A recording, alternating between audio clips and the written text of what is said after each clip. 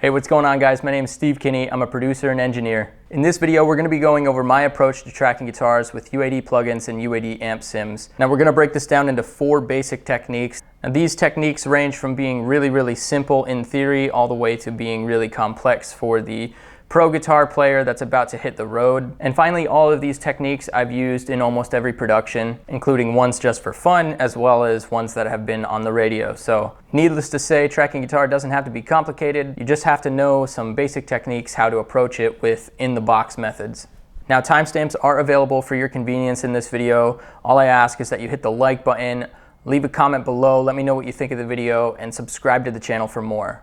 All right, so let's dive right into it. So chasing amp tones, even with the most coveted amplifiers of all time, becomes somewhat of a rabbit hole. You have different pedals, you have different microphones, you have different guitar strings, different picks. You could seriously spend all day tweaking just for one track if you really wanted to. You kind of want to approach your sound by thinking about what sound you're really going for, historically speaking. If I want a sound, or if I'm inspired by a sound from something that was done in the 70s, well, I want to make sure that whatever plugin emulation that I'm choosing was some sort of gear that was based around that time frame. And that's also going to impact how I'm approaching actually interacting with my interface. So if I'm trying to get this really cool old sound and I want the sound of a Neve mic pre, I'm going to want to make sure that that Neve mic pre is in my chain. And I'm also going to think about how I put that Neve mic pre in my signal chain. And similarly, you're going to want to make sure that you choose the right guitar for that sound as well too. That's going to make a huge difference.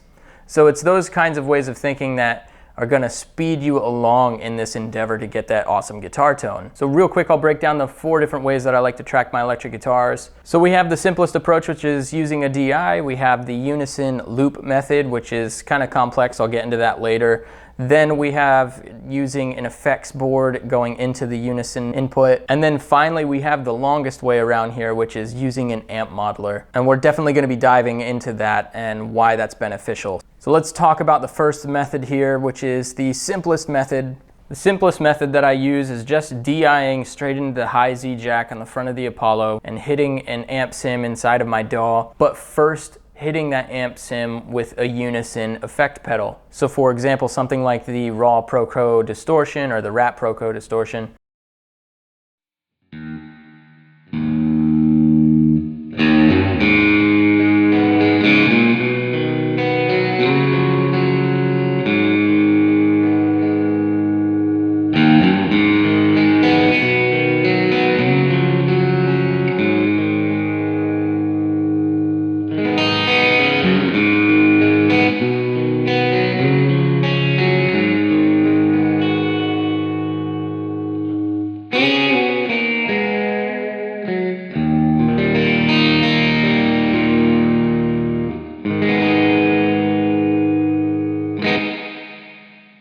This is great if you're on a budget and you don't have the time or the resources to figure out which UAD amp sim that you want to get. Now, I like to use Amplitube. I think that it sounds pretty good. They have endless amounts of mic models to choose from. They have endless amounts of cab models to choose from.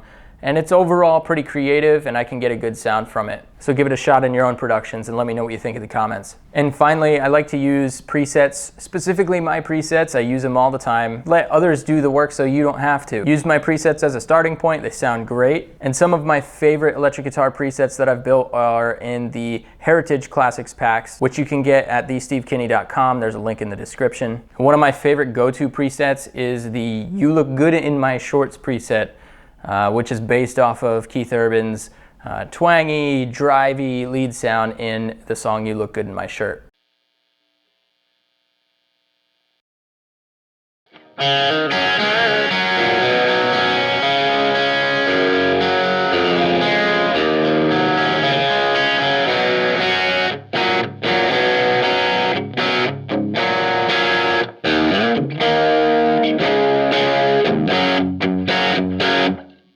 The second method that I like to use, and I do use quite often, is something that I call the Unison Loop method. The Unison Loop method is basically I plug into the front on the high Z input, so I get a unison stage there, and then I come back out of the Apollo with a balanced output, and I go into an XLR in a different channel, so I'm creating a loop. and I'm also gonna be getting the unison sound there. Now what I was trying to go for in creating this method was really selling the unison sound here of like a amp hitting a console. This is really cool, really fun to do, and really useful when you're using a distorted guitar and you want to hit the front of like an SSL 4000 channel strip. Sounds really cool, and I encourage you to try it.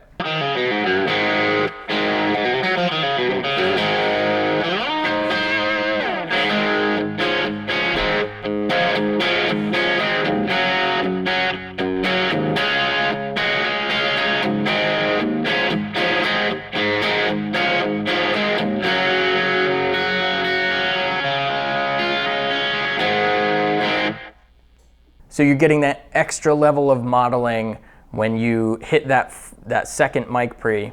And it's more realistic than, say, just putting a unison effect in a DAW plugin slot on that same recorded sound. Now it should be noted that you're gonna wanna have at least an Apollo twin for this method, although you can do it with the Apollo Solo. I'm not gonna go into detail on how to do that. It's a little bit more complex because you're using one of the monitor outs, but anyway, it can be done on all Apollos, but again, it's a lot simpler if you have a twin, and of course, any of the rack mount series. All right, the third in the box method that I like to employ is using outboard effects or outboard effects pedals to hit the front of a unison slot, just right on the Apollo. Now, this can also be combined with the Unison Loop method, and that works really well also. However, on its own, if you're not combining it with that Unison Loop method, you're gonna get awesome results just on its own. I would say that this is a bit more like actually just using a real guitar amp. This is probably the closest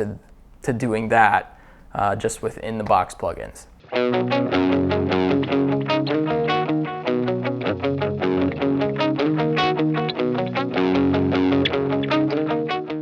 The fourth and final way that I like to track guitars in the box with UAD plugins and UAD amp sims is by using an amp modeler. Now that sounds kind of whack, it sounds kind of crazy, but what I like to do is use an amp modeler and go balance left, right, out into the XLR inputs, kind of taking a page from that Unison Loop method here and putting Unison mic pre-plugins on those inputs.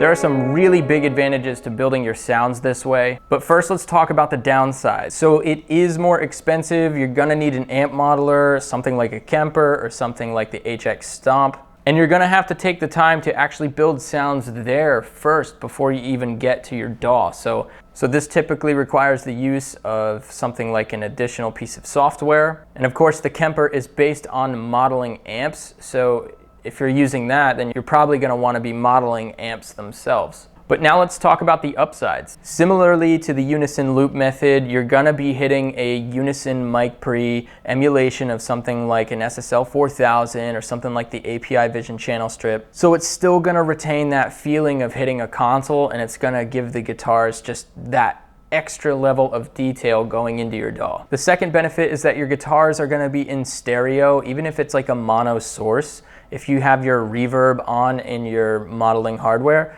it's gonna be stereo going into your DAW, and you're gonna have the ability to control that after the fact, which is a huge plus. But now for the biggest reason that I really prefer to build my sounds this way, as a guitar player and as an artist, as a producer, as an engineer, as just someone who's been in the music industry for a while. If you do any gigging at all, now, with the exception of Unison, you're bringing the exact sounds with you on the road that you use to make the album or make the song.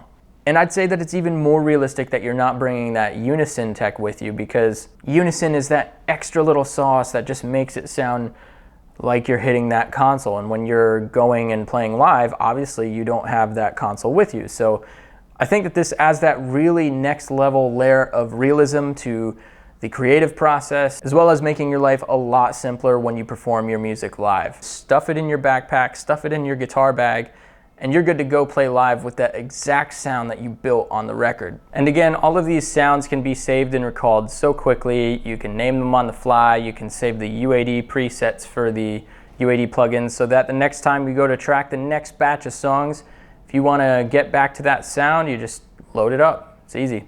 So there you have it. Those are the 4 methods that I use to track guitars with UAD plugins and UAD amp sims. And lastly, I'll leave you with this tip if you're an artist out there that's producing your own music. As you're creating your tunes and you're building your sounds and you're tracking your guitars and you're saving your presets, think about how you're going to use it in the live show. Think about the different members of the band that you have, and maybe these settings can be shared by one guitar player versus the other guitar player. Something to keep in the back of your mind here. Build your show as you're tracking your song. That's going to take your musical performances to the next level when you play live, and it's really going to translate those songs really well when you hit the road. Okay guys, so if you enjoyed this video, if you thought it was useful in any way, please hit the like button, leave a comment below, let me know what you think, and subscribe to the channel for more videos like this. If you'd like to work with me directly, you can find me on Instagram at @stevekinney. And be sure to check out the Console Classics and Heritage Classics packs, which included some of the sounds in this video that you heard earlier. It's a great way to get your songs up and running really quickly, really smoothly, and it really helps support the channel out, which helps me make more videos like this for you guys watching right now. All right, so that's all I have. Thank you so much for watching, guys. We'll see you in the next video.